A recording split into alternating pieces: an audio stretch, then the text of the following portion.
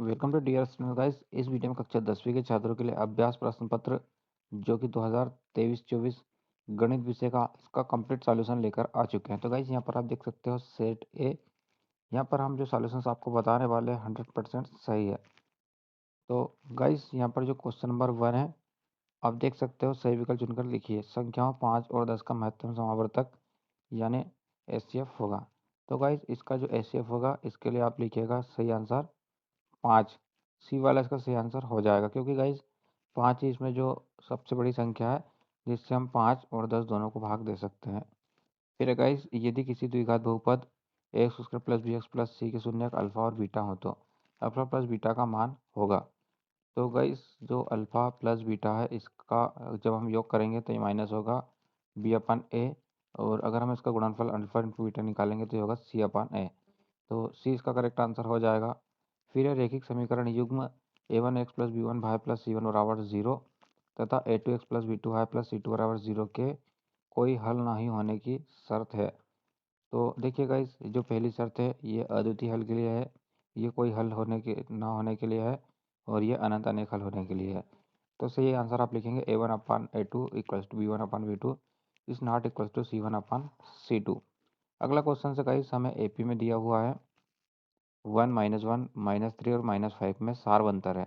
तो गाइस सारवंतर निकालने के लिए आप किन्हीं भी दो पदों को घटा लीजिए, जिसमें से आपको बाद वाले पद में से पहले वाले पद को घटाना है। तो गाइस हम लास्ट के दो पद ले लेते हैं, -5 और -3, इनको हमें घटाना है। तो हमने लिखा माइनस माइनस 3।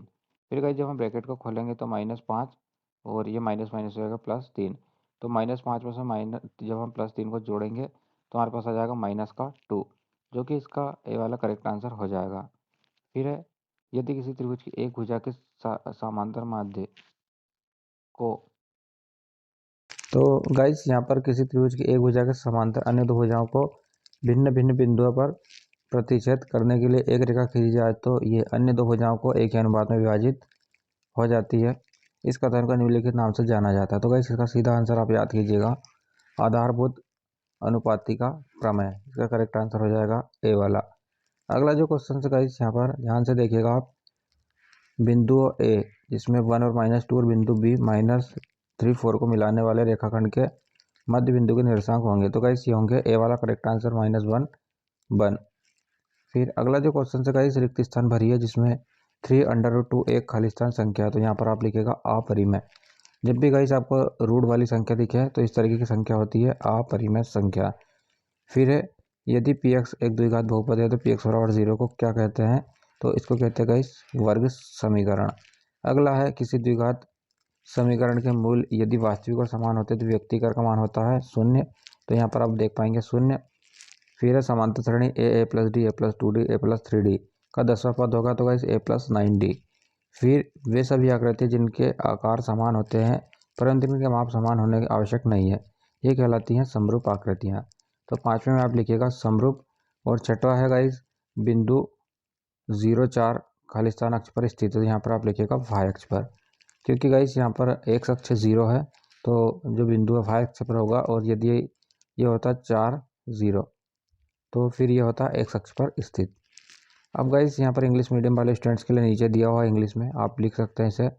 अगला गाइस यहाँ पर यदि ABC AP में है तो B बराबर A प्लस C अपन 2, तो इसके लिए आप लिखिएगा सत्य।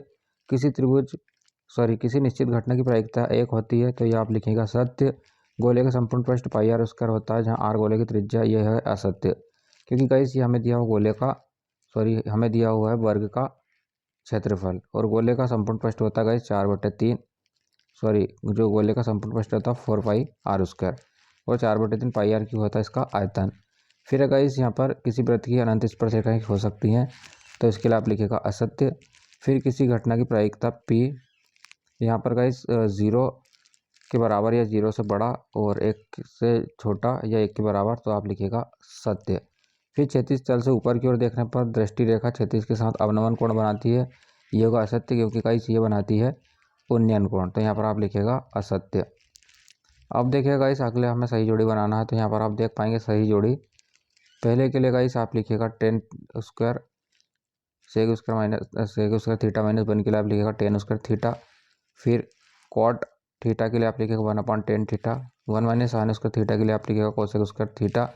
फिर अर्धवृत्त के क्षेत्रफल के लिए आप लिखेगा 1/2 पाई आर स्क्वायर। फिर है गाइस यहाँ पर वृत्त की परिधि के लिए आप लिखेगा 2 पाई आर, और मूल बिंदु के निर्देशांक आप लिखिएगा 0 0।